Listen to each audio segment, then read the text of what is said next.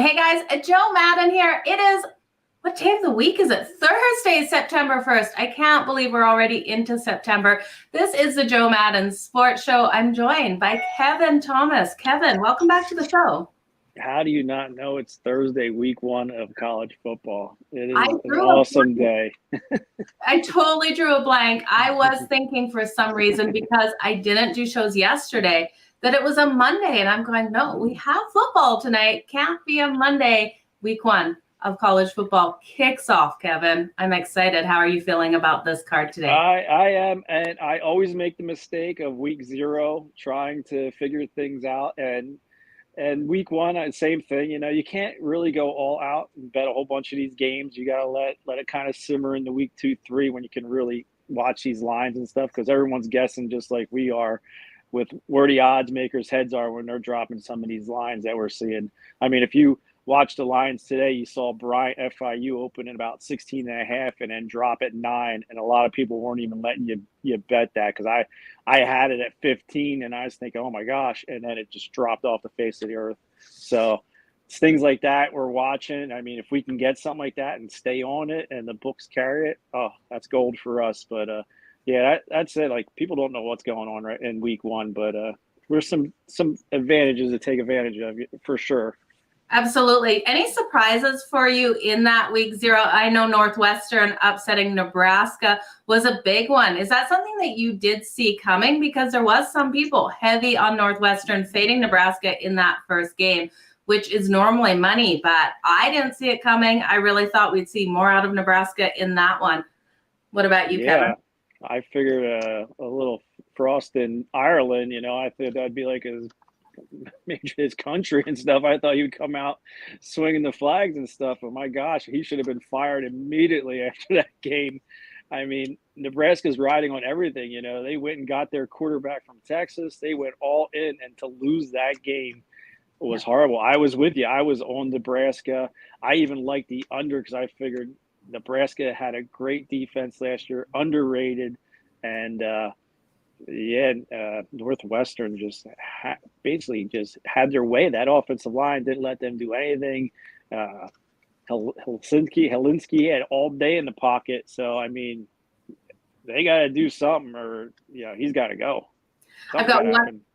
I'm with you there. I've got one more question on week zero. Now, with Hawaii struggling so much against Vanderbilt, which we know is not a phenomenally strong team, Vanderbilt just destroying them. Do you think Hawaii, with the new head coach, new quarterback, new receiving core, is going to be able to get something together this year? Or do you think this is one of those teams we can look to fade against stronger teams?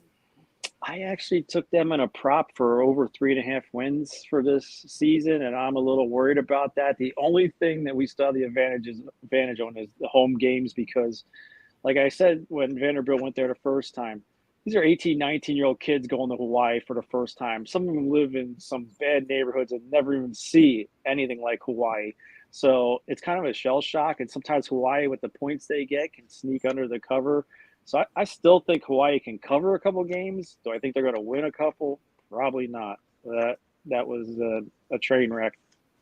Okay, it is week one. Is there any games that you're looking for today, tomorrow, or Saturday here, Kevin? Well, I am. I do have a pick on the Penn State game, but I am going to give a lean on the total here, because what I'm looking at in the Penn State game is, a lot of people are saying Penn State's healthy. The offensive line, they're going to shore up everything there. I mean, they took a local kid. Franklin actually flew his little helicopter over in our neighborhood, signed a kid for running back, true freshman, so I doubt he'll see any action. But one thing about Franklin is he's one of those coaches that plays his guys. Yeah. So Clifford, they have Alar as the backup, and he's a 5-star recruit, and he's a redshirt. So I don't even know why he has him as the backup, because if he would come in for a couple games, he'd lose that extra year. But I was reading, with the transfer portal, everything going on, these kids want to play now, and if they don't, they'll transfer out. So I'm not even sure Clifford's the better quarterback of the two. I know he has more experience, and we'll see what happens here. But, you can't sleep on Purdue at home. O'Connell back. They're both 6-year seniors. I mean, the kid only played 8 games and threw for 3,700 yards. That's pretty amazing. And Penn State's strength is probably they still have nice cornerbacks that can cover the pass.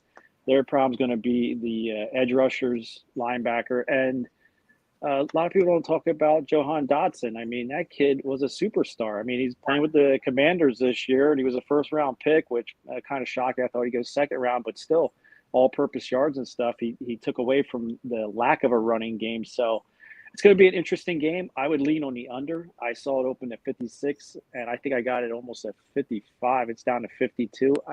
I would still put a little bit on that under 52. It's going to be figuring things out. Week 1. A Thursday game on the road. Penn State wants to get the run game going. They need to get a run game going playing in the Big Ten.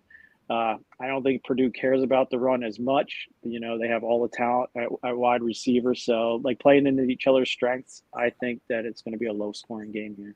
Yeah, this is going to be an interesting one. Both these teams look so even coming into this season with senior veteran quarterbacks both being so strong and defenses that really did play solid last season. We saw Purdue holding teams to 20.5 points on average last season, and Penn State only 16.8. So I like where you're looking at with this under. Both teams have phenomenal safeties as well. So this is going to be a good game. I can't wait for this. This is one that is definitely making my TV. What games are making your TV tonight? I don't know. I might actually watch this baseball game we're going to talk about a little later, but I will watch the Penn State game at 8 o'clock. Being a fan of the Big Ten all around, I know you're an Ohio State fan. Yeah, I just like the trenches. I like the run game. That's what I like to watch. I got to play a little running back. I did linebacker and running back in high school, so I appreciate that. I know those guys are undervalued, especially when it comes to getting the big money for those linebackers and stuff. So that's what I like. I like to see hard-hitting action. This air raid and stuff like that. Yeah, I guess it's fun if you're playing fantasy, but I don't do college fantasy. I bet points and try to win money. So. Yeah, the high-scoring shootout games are nice and flashy, but I agree with you. The games in the trenches, the skill of these guys to be able to get that ball moved when you've got strong offensive and defensive lines, just incredible to watch. Let's talk some baseball, Kevin. I know there's one game you're looking at on the Diamonds. Which one is it today? I'm all in with these Orioles for the American League. I mean, they're one spot out from the wild card, and they have 68 wins. They're playing the Guardians, who have basically 68 wins and are the AL Central leaders. So you look at those Orioles. I mean, this is the first time in how many years that they're actually in a wild card spot. These young kids are excited. The bullpen's excited. Now so far the series is 1-1. Guardians and the Orioles here. And if you look, the bullpens have been taking care of business. Yesterday, I liked the Indians with McKenzie on the mound for the Guardians. I liked the Guardians yesterday. And, he did his job, but Jordan Lyles on the other side, I mean, he did his job even better. They held the Guardians scoreless 4-0. And the night before, the Guardians bullpen held the Orioles scoreless. So I like good pitching matchups. I like a good hit. I like small ball, coaching girls softball. We bunt a lot. We slap the ball. You don't see a lot of slapping. You do see some bunting, but running in the bases hard, stealing. I still like Mullins for the Orioles. I love to watch him play. Quan, same thing on the other side. These are both leadoff guys. And I think this is a great pitching matchup. And then when you got Sean Bieber on the other side, 2020 AL Cy Young award winner for a reason, and he's just getting better. He's looking better and better as the postseason approaches, so that's great for the Guardians. But I won't sleep on the Orioles, but I would definitely put some money on the under 7.5. Oh, I like the under here. I think we definitely will have a strong pitching duel. Kevin, when you're betting baseball as of late, are you looking at first fives at all, or what is your what are you looking at more so in this late half of the season?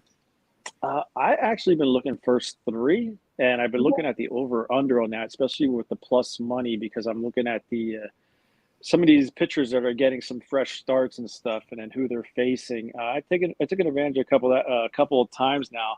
The first five, I do look at those, but it's more, you're giving a little bit of juice with those, especially if you would take the Guardians minus the first five.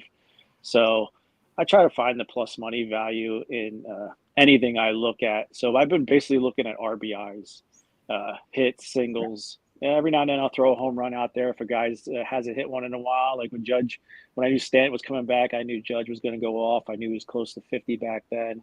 And being a fan of the Phillies, boom, when I knew Harper was coming back, I knew Schwarber and those guys would benefit. So I hit a couple of those, but they're that's higher risk, bigger reward. And I do like the watching the 5 innings and under. That's, I didn't do that in the years past. I got put onto that doing a couple shows with guys that basically that's all they do. They'll have like 8 plays on one game and they look at the first 3, first 5.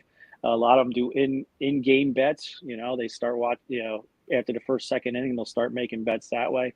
I've done that too, had a little success with that. I do like the 3 innings though. I think that's a safer window because sometimes these guys get 4 innings and get pulled right away, especially if some of these games don't matter for me, like the Dodgers, Astros.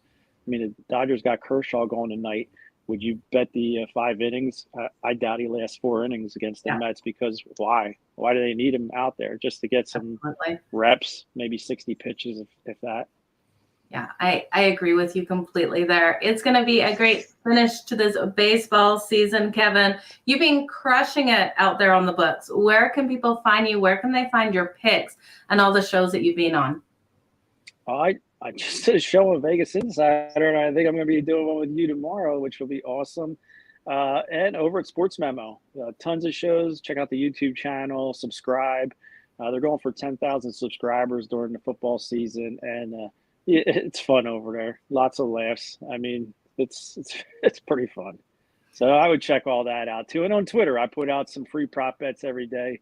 Or if I like a strong lean on something that I didn't put a little money on, I'll throw it up there just so other people can see it and bet it. I think 2 days ago I had the Yankees -1.5 over 7.5 for +280, and that was a pretty easy winner. That score was 11, 7-4 Yankees. So, yeah.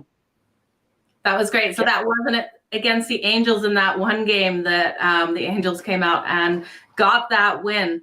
Or actually, no, they just covered the run line. The Yankees only won by that one in that game. So that was a sweat for people watching that one. But Kevin, thank you so much for joining me here on the Joe Madden Sports Podcast. Always a pleasure having you here. You guys go over to Twitter, follow Kevin at KevinThomas04.